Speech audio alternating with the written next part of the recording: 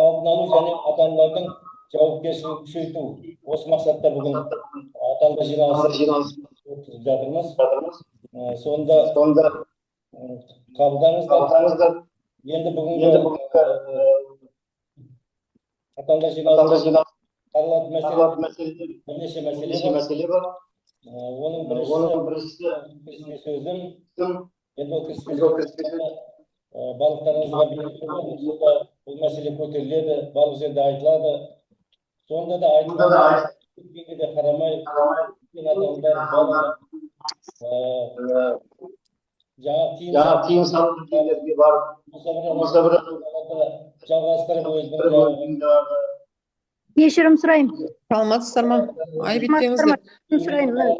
Қосымша микрофон өшіріңіздерші. Залда отырған мұғалімдерде де қосылып тұрма. Эхо болып жағаласып жатыр дауыстар. Естіліп жатқан жоқ дауыстарыңыз. Одан кейін тауларға шығып кету сынып болып, тауларға барып сояқта жаңағы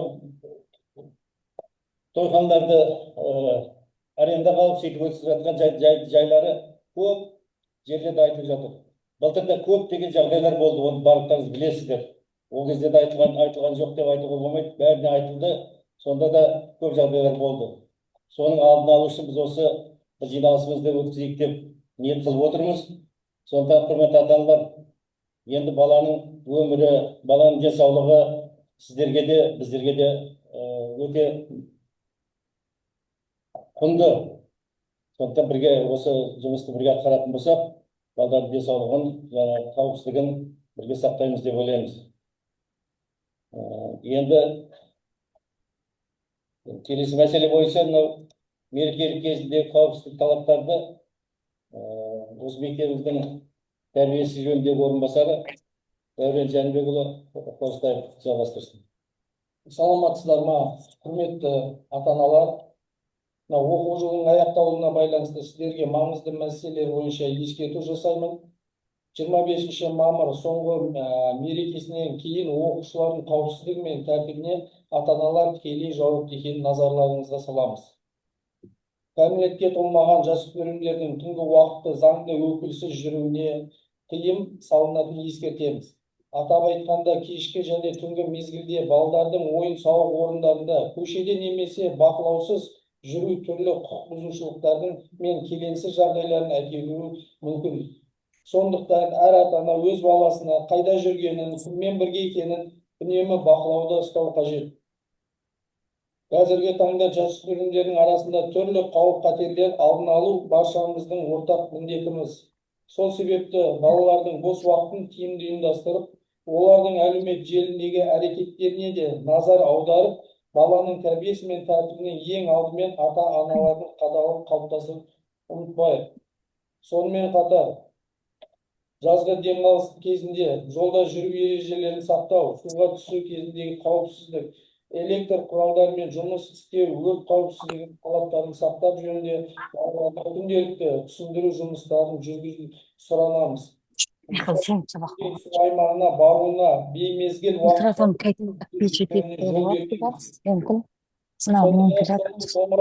ұйымдастыру барысында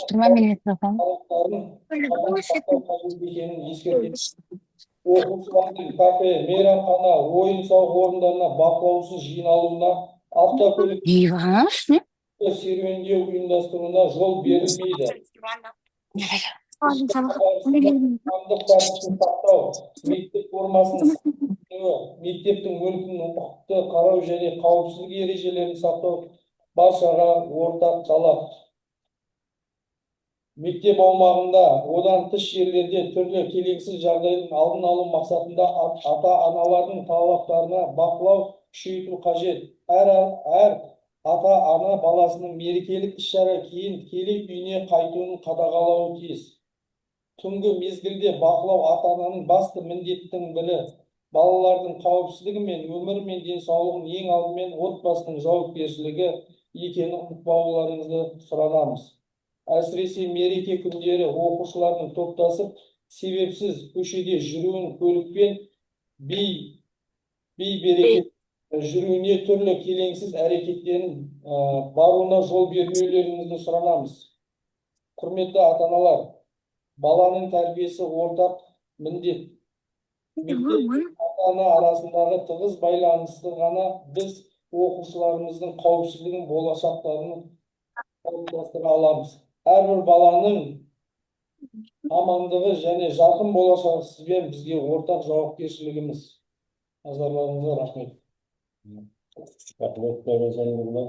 Келесі мәселе бойынша біздің мектебіміздің медбикесі өзінің баяндамасын жасап жіберсін. Құрметті ата-аналар, мен мектеп медбикесі сіздерге 25 мамыр күні Тұңғыш қоңырау мерекесі кезіндегі қауіпсіздік шаралары туралы қысқаша атап өтейін. Мереке күндері балаларды бақылауды күшейту, су айдындарында балаларды ойын-сауық орындарында және қарусыз жібермеу, табиғатта демалысқа шыққанда сақтық шараларын сақтау маңызды. Отты қарусыз қалдырмау, белгісіз су көздеріне су ішпеу, қоқысты тастамау, күннің ыстығында бас киімін киіп жүру, жәндікті шақпас үшін жабық киіммен жүру. Сонымен бірге ішімдік, темекі және электронды темекінің жас ағзаға өте зиян екенін еске саламыз. Біздің басты мақсатымыз балалардың қауіпсіздігін сақтау және мерекені тәртіппен өткізу. Келесі мәселе бойынша мектебіміздің педагог психологы Әлбекова Гүлнар Айдаровна. Мектептерге байланысты енді жастар арасында өзіміздің бітірушілер арасында үшін бізде өзіміздің әрекеттерімізді жасауымыз керек. Ата-аналар тарапынан оған жаңағы қазір ғана медбике айтып өткен сияқты алкоголь, темекі, нашақорлық, наша қолдану деген сияқты заттарды қолданбауына әрекет жасауымыз керекпіз. Ата-аналар балалармен сөйлесу керек, олардың ойын тыңдау керек. Олар енді жасөспірім болғаннан кейін біз бәрін білеміз деп ойлайды. Шындығына келген кезде олар әлі бала болып есептелген, кәмелетке толмаған. Сондықтан осындай құқық бұзушылық оқиғаларға бармауына біз жауапты болып есептелеміз. Балаларымызды әрқашан тыңдаңыздар, олардың ойымен санасыңыздар, ақыл кеңестеріңізді беріңіздер дегім келеді. Рахмет, тыңдаңыздар. Құрметті ата-аналар, осыменен жаңағы негізгі баяндамашылардың баяндамасы аяқталды. Енді сұрақ-жауап бөліміне өтейік. Құрметті ата-аналар, сұрақтарыңыз болатын болса, біздің спикерлер жауап беруге дайын. Микрофондарыңызды қосып, сұрақ қойып болады.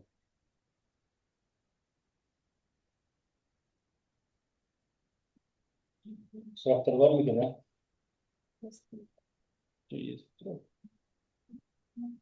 Құрметті ата-аналар, сұрақтар бар ма екен? Енді бұл жерде сұрақ болсын болмасын, енді осы іс-шараны өткізу сіздер мен біздерге байланысты. Құрметті ата-аналар, біз енді осы мектепте жүргелі, осы сіздің оқушылар бізге келгелі бері айтатынымыз, ата-ана менен мұғалімнің арасында қарым-қатынас тығыз болатын болса, алынбайтын қамал жоқ. Барлық іс-шарадан жақсы деген бағамен өтеміз. Сондықтан осы іс-шараны өткізуге, атсалысуға, осы балалардың қауіпсіздігін сақтауға, денсаулығын сақтауға бірге атсалысып, осы іс-шараны бірге өткізейік. Құрметті ата-аналар, енді осы күндердің уақыттарын қосымша хабар береміз. Осындай сіздерге ескертпе жасалған туралы сіздерге хаттамалар беріледі. Сонымен танысқандар туралы кішкене танысып, сөйтіп қолдарыңызды қойып, біз енді сіздерге қол қойдырып, өзіміз міндетімізден қашып кетейін деген ойымыз жоқ. Сіздер де жаңағы бізбен бірге болсын деп, ата-ана да жауапкершілік сезінсін деген ниетпенен жаңағы қағазға қол қою шарасын өткіземіз. Сондықтан әлі де айтамыз, осы қауіпсіздік сақтайық, ешқандай заң бұзушылыққа жол бермей, бізге бекерден-бекер осындай талап қойып жатқан жоқ қой. Осы балдарымыздың қауіпсіздігі мен денсаулығы дұрыс болсын деп. Осы қуанышты жағдай, балаларға қуанышына шек болмайтын шығар. сонда да қауіпсіздікті сақтай отырып сөйтіп бірге осы балдардың қуасын бөлісейік. ал мінекей барлық құда қаласа мәселе өтсін, жақсы кездерде жолықтырайық, қауышайық. Olsun.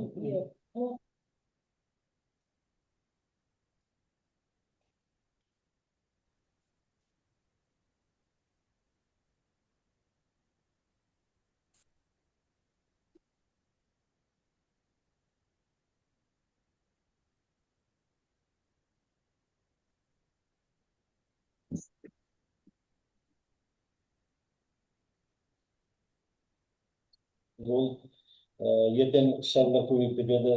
Мен жаңағы әр класс әр сынып жеке күнді белгілеп, содан созып кеткендіктен ертерек өтіп жатыр ғой, солай ғой. Ол енді білмеймін. 4 класспен жаңағы төртті бітіру кеші ғой. Ол енді күндіз актив залда ретінде өтетін іс-шара ғой. Ол енді күндіз өтеді. Осы мектептің ішінде актив залда өтеді. Оған ешқандай біздің қорқынышымыз жоқ. Бұл жылда өтіп жүрген іс-шара. Сондықтан оған алаңдаудың қажеті жоқ сияқты. Енді мына бүгінгі жиналыстың қаулысын оқып жіберейін. Соңғы қоңырау іс-шарасы кезінде қауіпсіздік талаптарды қатаң бақылауға алынсын. Ата-аналар балалардың кешкі және түнгі уақыттағы жүріс-тұрысына тұрақты бақылау жүргізілсін. Бірге отырыңыз. Топтасып серуендеуіне, су айдындарына қараусыз жол берілмесін.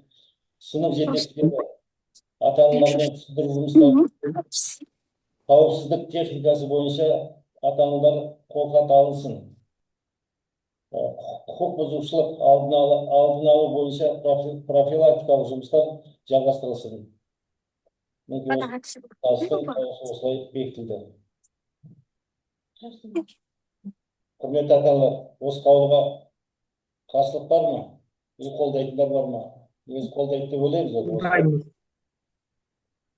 Қолдаймыз бәріміз. Рахмет, қолдаймыз. Қолдаймыз. Рахмет. Онда осы жиналысты, осы қаулыны бекітіп, сұрақ жауап жоқ болатын болса, жиналыс жабамыз. Айтатындарыңыз жоқ па? Рахмет, үлкен. Сау болыңыз. Жақсы, тағы қосымша чаттарға жіберіледі, бұл запись жүргізіліп жатыр. Тағы да қосымша айтылады. Жақсы, рахмет, қатысқандарыңызға көп. Біздің шараны бір кісідей бірге өткізіп алайық. Бәріңізге сәттілік. Сау болыңыз. Рахмет, сау болыңыз.